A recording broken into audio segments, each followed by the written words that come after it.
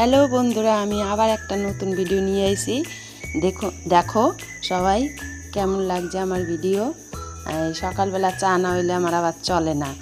রোজ দিন এই সকালে আমাকে চা আর রুটি অবশ্যই চলে, কিন্তু আমরা চাই খাই, দুধ চা আমরা খাইয়ে সহ্য করতে পারি না। এদিকে আমরা রোজ দিনই চাই খাই। এখন সকালবেলা রান্না চাপিয়ে দিয়েছি, পটল ভাজা করি আর উচ্ছা ভাজা করি আর ভাত।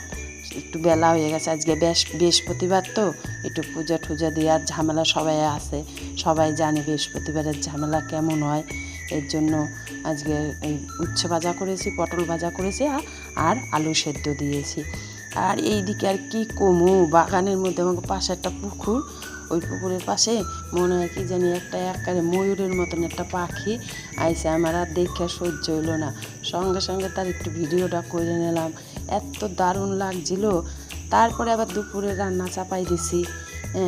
কি কমু, এই বৃহস্পতিবার হইলে কি এবার মাছ আনিয়ে ফেলাইছে, না রানলেও চলে না, তাই মাছটা রানলাম ভালো, লাল লাল ঝোল করে রান্না করছি।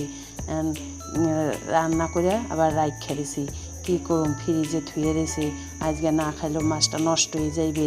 এর নিগে মাছটা রানতে আমার ইচ্ছা করতেছিল না, তাও রান্না করলাম। এবার আমার যে ভয়েস ভিডিও তোমাকে কেমন লাগতেছে তোমরা কমেন্ট করে জানাইও। আমি তো